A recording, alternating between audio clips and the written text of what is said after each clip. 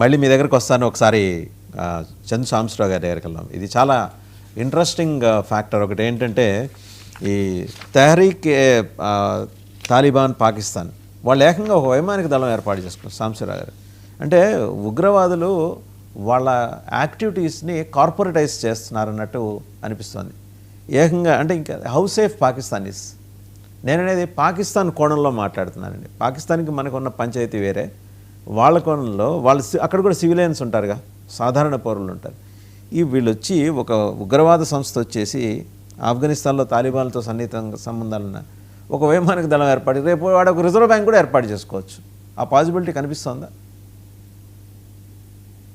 I think ఆఫ్ఘనిస్తాన్ని తాలిబాన్లు take over చేసిన తర్వాత, లేదా అక్కడ ప్రభుత్వాన్ని ఏర్పాటు చేసిన తర్వాత తాలిబాన్లకి కొంత లెజిటిమసీ వచ్చింది. ఒక పక్కన మనం టెర్రరిస్ట్ ఆర్గనైజేషన్ అంటూనే వాళ్ళు within Afghanistan I think they are trying to get their game right. Afghanistan రిలేటివ్గా పీస్ఫుల్గా ఉన్నట్టుగానే బయట ప్రపంచానికి కనిపిస్తుంది. ఇప్పుడు ఆఫ్ఘనిస్తాన్ పర్స్పెక్టివ్లో మాట్లాడితే అక్కడ ఉన్నటువంటి ప్రభుత్వం అక్కడ ఉన్నటువంటి ఏర్పాట్లు చేసుకోవడంలో తప్పేం కాదు.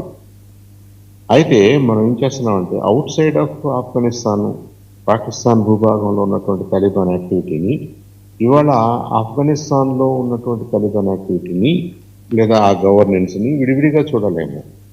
మనం రెండింటినీ కలిపితే ఈ ప్రాబ్లం ఉంటుంది. సో ఆఫ్ఘనిస్తాన్లో ఉన్నది టెర్రరిస్ట్ రెజీమ్ అని ఇంకా మనం అనుకుంటే, అక్కడ ఉన్నటువంటి ఫ్యాక్షన్ ఆఫ్ తాలిబాన్లు ఎవరైతే ఉన్నారో దాని గవర్నమెంట్ ఎవరి చేతుల్లో అయితే ఉందో వాళ్ళతోటి మనకి నార్మల్ సంబంధాలే ఉన్నాయి. భారతదేశం కూడా గుర్తించింది, వాళ్ళతో మాట్లాడుతుంది. కాబట్టి ఆఫ్ఘనిస్తాన్ ప్రభుత్వాన్ని మనం తప్పుపట్టడానికి లేదు. Though it is headed by Taliban. అంటే తాలిబాన్లో రెండు ఫ్యాక్షన్స్ ఉన్నాయా, రెండు గ్రూపులు ఉన్నాయా, లేదా రెండు ఎజెండాలు ఉన్నాయా? వాళ్ళు విత్ ఇన్ ఆఫ్ఘనిస్తాన్ ఒక రకంగా ఉంటూ అవుట్ సైడ్ ఆఫ్ ఆఫ్ఘనిస్తాన్ వాళ్ళ యాక్టివిటీస్ వేరే రకంగా ఉన్నాయా అంటే కుడ్ బి, అదొక పాసిబిలిటీ. సో ఇప్పుడు మనం మాట్లాడుతున్నది ఏ ఫ్యాక్షన్ గురించి మాట్లాడుతున్నాం? Talibans out side of Afghanistan అయితే ఒక రకంగా మాట్లాడాలి, Taliban leaders with in Afghanistan అయితే ఇంకొక రకంగా మాట్లాడాలి. I think with that care మనం కొద్దిగా జాగ్రత్తగా మాట్లాడితే ఆఫ్ఘనిస్తాన్ ప్రభుత్వానికి ఏం చేయాలి అనేది I think they have every right to do. వాళ్ళు ఏం చేయాలనుకుంటున్నారు వాళ్ళు చేసుకోవడానికి హక్కులు ఉంది. అంతా దాన్ని మనం అబ్జెక్ట్ చేయాల్సిన అవసరం లేదు. It's a government, after all government is a government. అప్పుడు దాన్ని మనం కాదు అని చెప్పేసి బయట నుంచి మనం ఇన్ఫ్లుయెన్స్ చేసేసి మనకు నచ్చవచ్చు నచ్చకపోవచ్చు అలా అనుకుంటే there are many countries in the world out right డిక్టేటర్షిప్స్ ఉన్నాయి, వాళ్ళ దగ్గర మిలిటరీస్ ఉన్నాయి.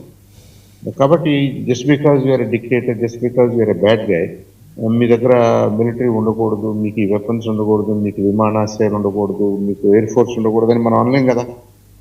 అదే I think same thing applies to Afghanistan also. ఆఫ్ఘనిస్తాన్లో ఉన్న తాలిబాన్ని మనం సపరేట్గా చూడాలి.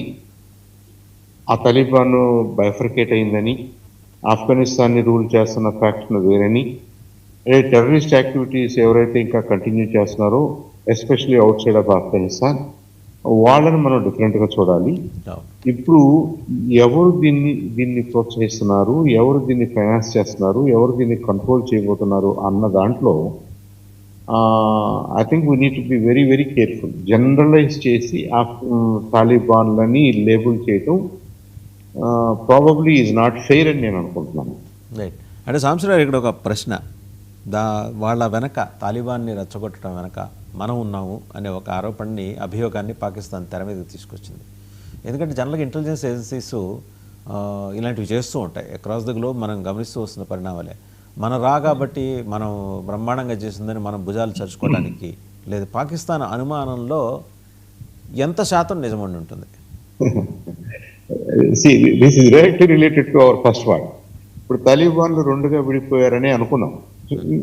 I'm not commenting on whether it is true or not, just fictionally మనం మాట్లాడుకున్నాం, పాసిబిలిటీ గురించి మనం మాట్లాడుకున్నాం. Maybe the good side of Taliban ఆఫ్ఘనిస్తాన్ని రూల్ చేస్తుంటే, వాళ్ళకి ఇండియా కూడా సపోర్ట్ చేస్తుంటే, ఆఫ్ఘన్ ప్రజల కోసం వాళ్ళ ఎకనామిక్ డెవలప్మెంట్ కోసం కొన్ని యాక్టివిటీస్ చేస్తుంటే, వాళ్ళతో సత్సంబంధాలు పెట్టుకుంటే దాంట్లో తప్పేముంది? కానీ పాకిస్తాన్ ఎజెండాకి అది మంచిది కాదేమో. పాకిస్తాన్ ఎజెండాలో ఏముండాలి? వాళ్ళ దగ్గర ఉన్నటువంటి స్థావరాలు, వాళ్ళ దగ్గర ఉన్నటువంటి తలిబాన్లు, వాళ్ళు పాకిస్తానీ ప్రజలకు ఇబ్బంది అయినప్పటికీ వీళ్ళ ఓవరాల్ ఎజెండాలో వాళ్ళని ఒక ఆయుధంగా వాడుకున్నారు కదా, చానాళ్ళు వాడుకున్నారు కదా. సో ఇప్పుడు మనం good side of Taliban, bad side of Taliban, ఒక గుడ్ గ్రూప్ ఒక బ్యాడ్ గ్రూప్ అనే పరిస్థితిలోకి వస్తే పాకిస్తాన్ వర్రీ ఏంటంటే ఒక గ్రూప్ని లేదా సోకాల్డ్ మోడరేట్స్ని భారతదేశం ఇటు సపోర్ట్ చేస్తుంది కాబట్టి వాళ్ళు కూడా ఇలాగే ఓవరాల్ తాలిబాన్ని భారతదేశం సపోర్ట్ చేస్తుంది అని ఎక్కడ చెప్పదలుచుకున్నారు? ఎవరో చెప్తారు వాళ్ళు? యునైటెడ్ నేషన్స్ ఫోరమ్స్లో చెప్తుంటారు.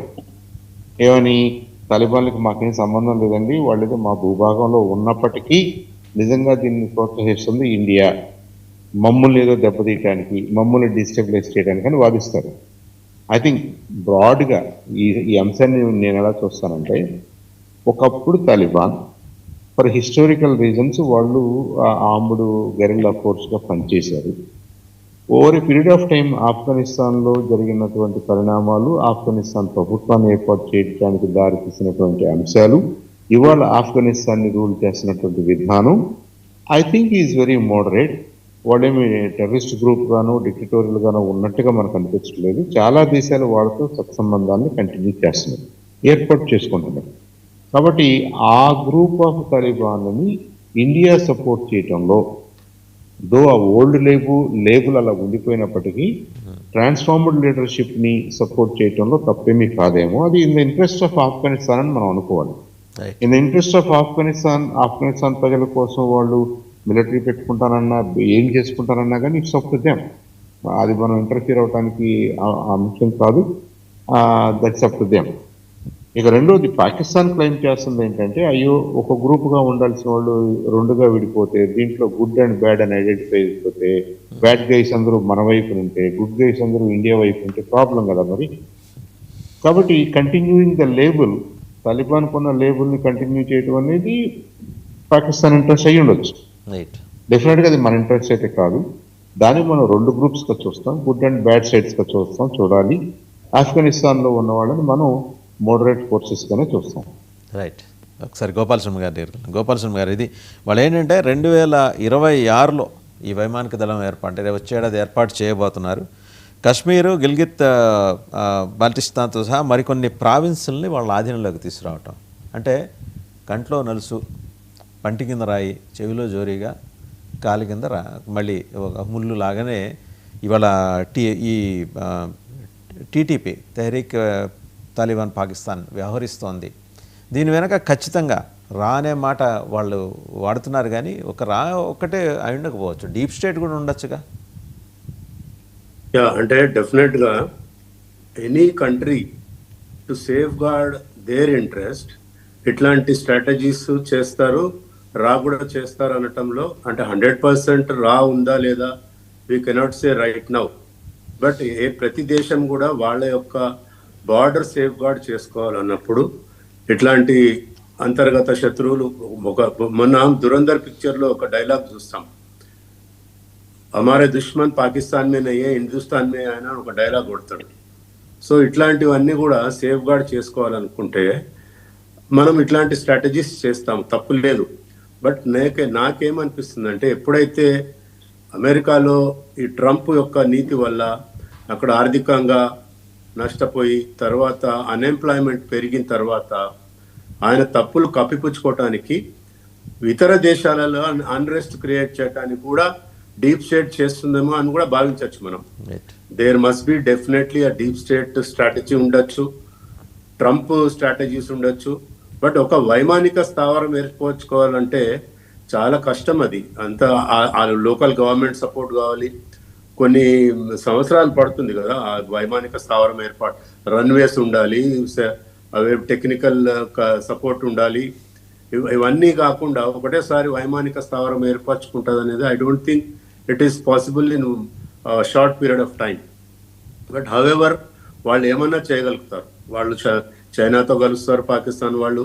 ఎప్పుడైతే మనము ఆయిల్ రష్యా నుంచి కొని డాలర్స్లో కాదు రూబుల్స్లో కొంటామని అన్నప్పుడు అప్పటి నుంచే ఆయన ట్రంప్ గారు ఆయన మైండ్స్ ఇదైపోయి ఆయన ఏదో ఒకటి విధంగా ఇండియాలో అన్రెస్ట్ క్రియేట్ చేయాలని టారిఫ్స్ ఇవన్నీ కూడా ఆయన వేయటం జరుగుతూ ఉంది. So definitely there may be there may be deep state, there may be American వాళ్ళ స్ట్రాటజీస్ అనుకోవచ్చు. ఏదైనా కూడా ఇప్పుడు పెద్దలు చెప్పినట్టు మనం చాలా అప్రమత్తంగా ఉండాలి. ఎందుకంటే సిలిగుడి కారిడార్ అనేది అక్కడ చాలా నెక్ ఇది ఉంటుంది.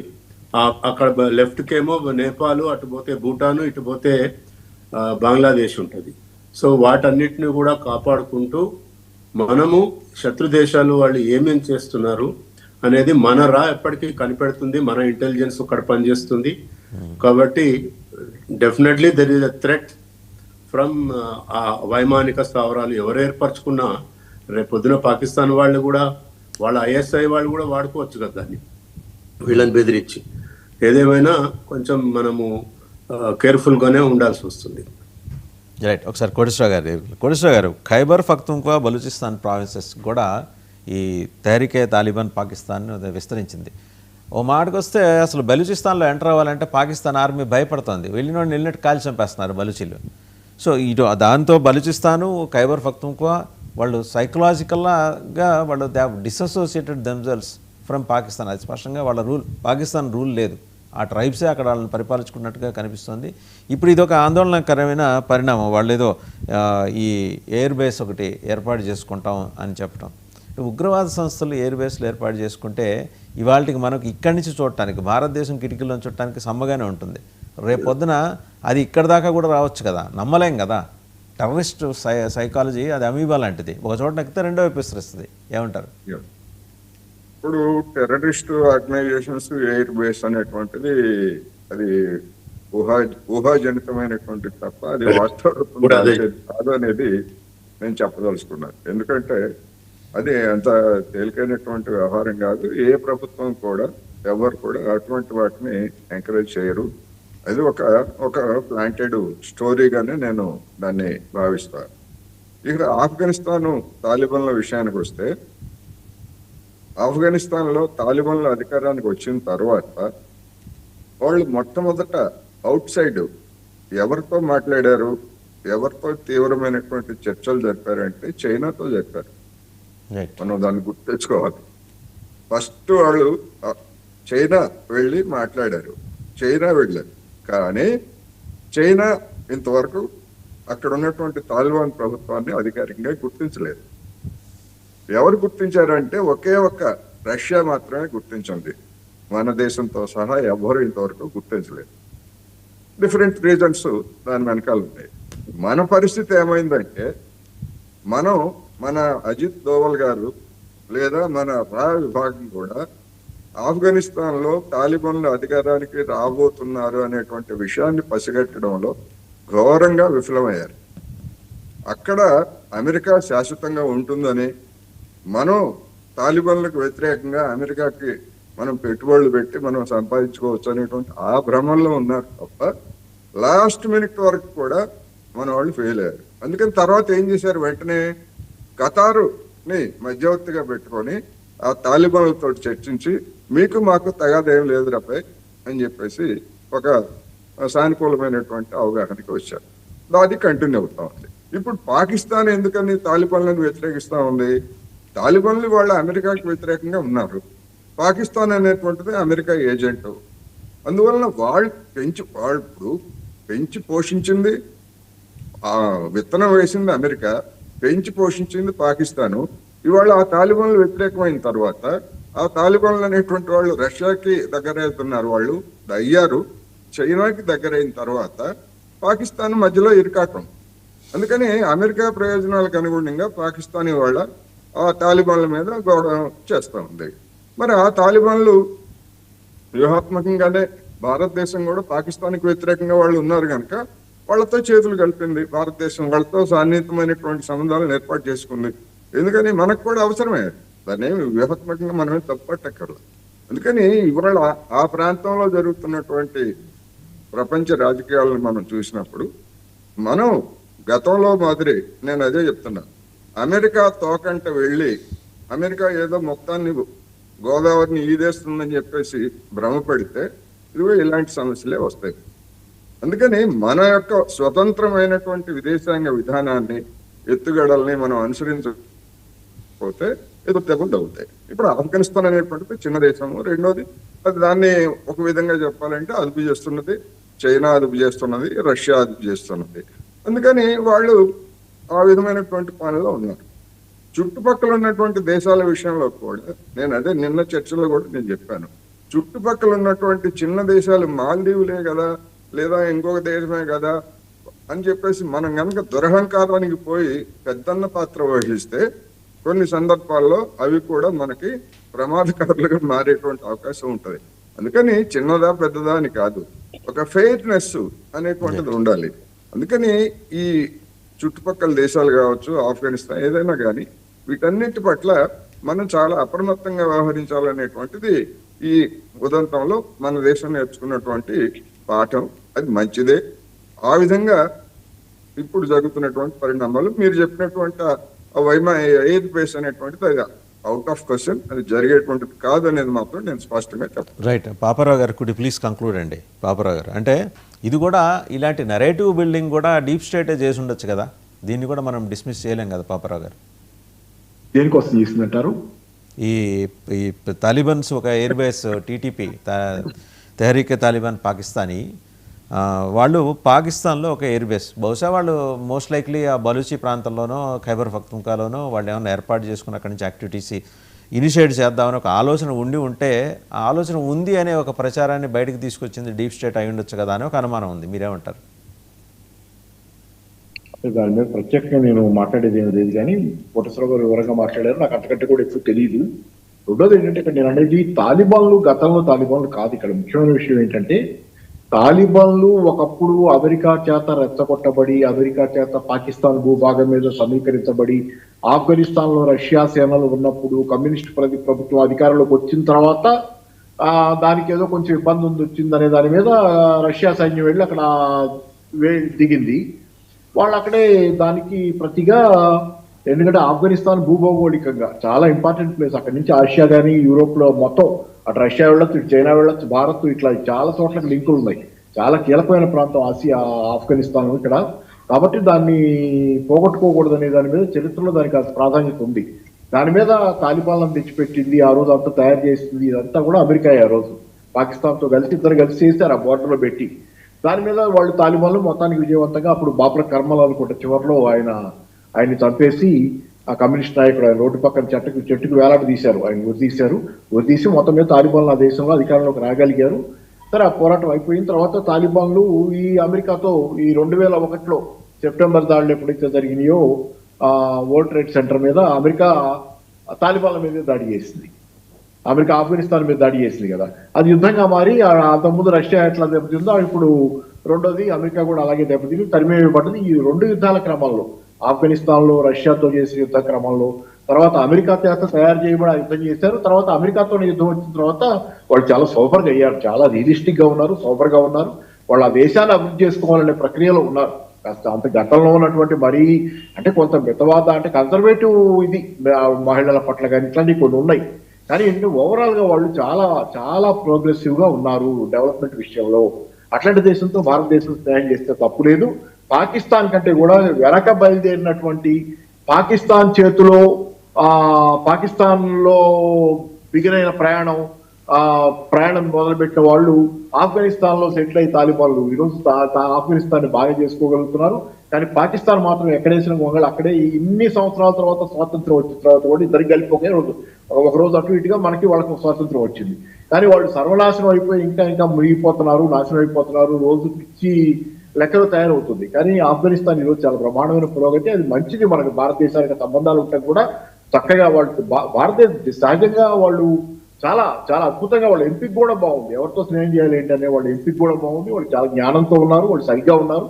అవన్నీ ఆఫ్ఘనిస్తాన్ చరిత్రలో బ్లాక్ డేస్, బ్లాక్ ఇయర్స్, దశాబ్దాల తరబడి బ్లాక్ అండ్ రక్తపాతంతో కూడినటువంటి ఇది అయిపోవాలని కోరుకుందాం. ఇట్లాగే స్టెబుల్ గా గవర్నమెంట్ ఉండి అభివృద్ధి చేసుకున్న ఆ దేశం, అభివృద్ధి చెందిన ఏ దేశం వినాశనాన్ని కోరుకోదు, రక్తపాతాన్ని కోరుకోదు, అభివృద్ధి చెందాలని కోరుకుందాం. బాగుంది ఆఫ్ఘనిస్తాన్.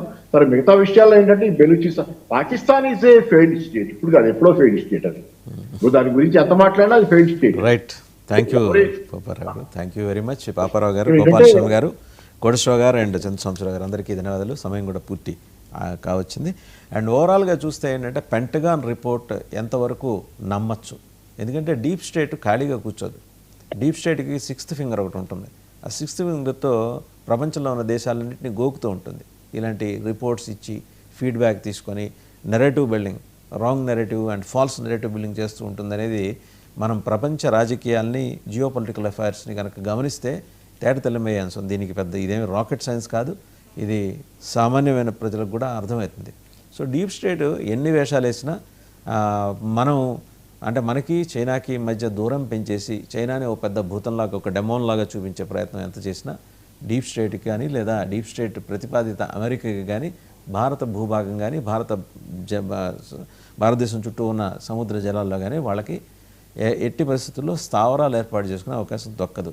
సో వాళ్ళ కంఠశోష, ప్రయాస ఇవే. ఇక రెండోది టీటీపీ వైమానిక దళం ఏర్పాటు చేసుకుందా లేదా చేసుకోబోతోందా అని అంటే మనం దేన్ని, ఏ పాసిబిలిటీని డిస్మిస్ చేయలేం. వాళ్ళు ఈరోజు ప్రావిస్నెస్ని, తాలిబాన్స్ ప్రావిస్నెస్ని as rightly said by panelist మనం అండర్మైన్ చేయలేము. అలాగే